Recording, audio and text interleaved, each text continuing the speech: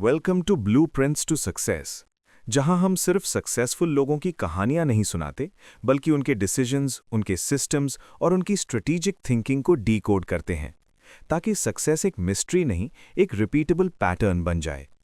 आज की कहानी सिर्फ एक टेक बिलियनेयर की नहीं है। ये कहानी है उस इंसान की जिसने दुनिया का सबसे पावरफुल सर्च सिस्टम बनाया और इंसानी नॉलेज तक पहुंचने का तरीका हमेशा के लिए बदल दिया। ये कहानी है लैरी पेज की, और ये कहानी है गूगल के ब्लूप्रिंट की। लैरी पेज का जन्म 1973 मिशिगन में हुआ, और उनका घर आम घरों जैसा नहीं था। वहाँ कंप्यूटर्स सिर्फ मशीन्स नहीं थे, बल्कि रोज़मर्रा की जिंदगी का हिस्सा थे। उनके वालिद कंप्यूटर साइंस प्रोफेसर थे और उनकी वालिदा प्रोग्रामिंग सिखाती थीं, जिसका मतलब ये था कि लैरी ने टेक्नोलॉजी को सीखा नहीं, बल्कि उसमें ग्रो किया। बचपन में जब दूसरे बच्चे खिलौनों से खेलते थे, लैरी पुराने प्रिंटर्स और मशीन्स को खोलकर समझने की कोशिश करता था कि सिस्टम काम कैसे करता है। यहाँ पहला ब्लूप्रिंट मिलता है। इंसान की सोच उसके एनवायरनमेंट से शेप होती है, और अगर आप फ्यूचर के आसपास ग्रो करते हैं तो आपका विजन भी फ्यूचर ओरिएंटेड होता है। जब लैरी स्टैनफोर्ड यूनिवर्सिटी में पीएचडी करने गए तो उनका गोल बिलियनर बनना नहीं था, बल्कि एक रियल प्रॉब्लम सॉल्व करना था। 1990s का इंटरनेट मेसी था। सर्च इंजन सिर्फ कीवर्ड्स काउंट करते थे और इररेलेवेंट रिजल्ट से भरा होता था। लैरी पेज ने इस सिस्टम को एक्सेप्ट करने के बजाय सवाल उठाया, क्या हम वेब को उसके स्ट्रक्चर के थ्रू रैंक नहीं कर सकते? सर्गे ब्रिन के साथ मिलकर उन्होंने पेज रैंक एल्गोरिथम डेवलप किया, जो वेबसाइट्स के लिंक्स को वोट्स की तरह ट्रीट करता था और क्रेडिबिलिटी को मेजर करता था। ये सिर्फ एक टेक्निकल इनोवेशन नहीं था, ये थिंकिंग का रेवोल्यूशन था। यहाँ दूसरा ब्लूप्रिंट मिलता है।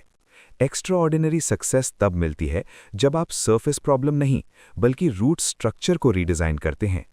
1998 में गूगल ऑफिशियली लॉन्च हुआ गराज ऑफिस से, लिमिटेड रिसोर्सेज के साथ, लेकिन अनलिमिटेड क्लैरिटी के साथ। उनका मिशन था दुनिया की इंफॉर्मेशन को ऑर्गेनाइज करना और उसे यूनिवर्सली एक्सेसिबल बनाना।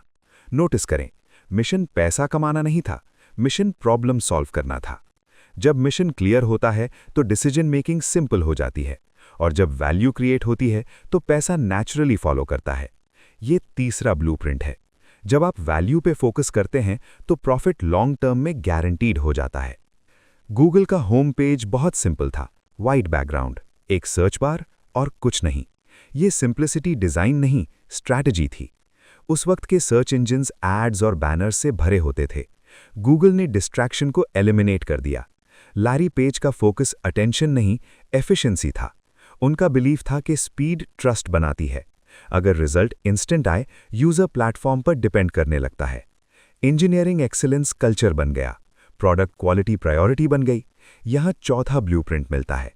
ग्रेट कंपनीज मार्केटिंग से नहीं जीतती, वो प्रोडक्ट को इतना स्ट्रांग बनाती हैं कि यूजर खुद उनका सपोर्टर बन जाता है। लैरी पेज ने गूगल के बिल्कुल शुरुआती दिनों में ही एक क्रिटिकल डिसीजन ले लिया था कि कंपनी की ग्रोथ का फाउंडेशन सिर्फ टेक्नोलॉजी नहीं, बल्कि एक्स्ट्राऑर्डिनरी लोग होंगे। उनका मानना था कि average hiring short term gap fill करती है, लेकिन exceptional hiring long term advantage create करती है। वो कहते थे कि एक ए लेवल इंसान सिर्फ अपना काम अच्छा नहीं करता, बल्कि सिस्टम को बेटर बना देता है और अपने आसपास के लोगों की परफॉर्मेंस भी एलिवेट कर देता है। इसलिए गूगल का हायरिंग प्रोसेस आसान नहीं था। इसका मतलब ये था कि अगर फर्स्ट लेयर स्ट्रांग हो तो पूरी ऑर्गेनाइजेशन स्ट्रांग होगी। गूगल ने सिर्फ इंजीनियर्स हायर नहीं किए, उन्होंने प्रॉब्लम सॉल्वर्स हायर किए। और जब टैलेंटेड लोग एक स्ट्रांग सिस्टम में काम करते हैं तो ब्रेक थ्रूज नेचुरल हो जाते हैं। यहाँ पांचवा ब्लूप्रिंट मिलता है। आपकी कंपनी की रियल वैल्यूएशन सिर्फ रेवेन्यू से नहीं होती, बल्कि उस टैलेंट से होती है जो फ्यूचर बिल्ड कर रहा होता है। सर्च इंजन सक्सेसफुल हो चुका था, लेकिन लैरी पेज ने रुकने का फैसला नहीं किया। उन्होंने एंड्रॉयड अक्वायर किया, यूट्यूब खरीदा, जीमेल और मैप्स लॉन्च किया। ये रैंडम एक्सपेंशन नहीं था, ये इकोसिस्टम बिल्डिंग थी। उन्होंने प्रोडक्ट्स नहीं बनाए, उन्होंने डिजिटल इंफ्रास्ट्रक्चर बिल्ड किया। ये छठा ब्लूप्रिंट है। अगर आप प्लेटफॉर्म कंट्रोल करते हैं तो आप इंडस्ट्री डायरेक्शन कंट्रोल करते हैं। जैसे जैसे गूगल ग्रो हुआ, ब्यूरोक्रेसी का रिस्क भी बढ़ता गया।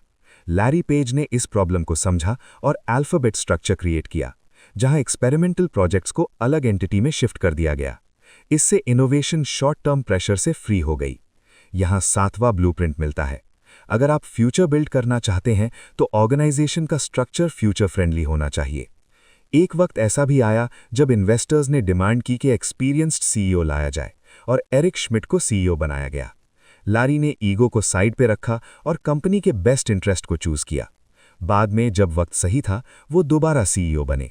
ये लीडरशिप मैच्योरिटी का साइन है। यहाँ 8वां ब्लूप्रिंट है, रियल लीडर्स कंट्रोल के पीछे नहीं भागते, वो टाइमिंग समझते हैं। लैरी पेज स्पॉटलाइट से दूर रहते हैं। उन्होंने अपनी एनर्जी मीडिया प्रेजेंस पर वेस्ट नहीं की। उनका फोकस स्ट्रक्चरल डिसीजंस पर था जो इंडस्ट्रीज को शेप करते हैं। ये हमें ये सिखाता है कि विजिबिलिटी ऑप्शनल है लेकिन इम्पैक्ट एसेंशियल है। लैरी पेज की कहानी हमें ये सिखाती है कि क्यूरियोसिटी एक स्पार्क है लेकिन सिस्टम थिंकिंग एक इंजन है। उन्होंने सिर्फ एक कंपनी नहीं बनाई, उन्होंने नॉलेज एक्सेस का नया इंफ्रास्ट्रक्चर क्रिएट किया। उनका सक्सेस लक नहीं था, वो स्ट्रक्चर्ड थिंकिंग का रिजल्ट था। अगर आपको ये ब्लूप्रिंट वैल्यूएबल लगा तो सब्सक्राइब करें ब्लूप्रिंट्स टू सक्सेस को, जहां हम सिर्फ एडमायर नहीं करते, हम एनालाइज करते हैं।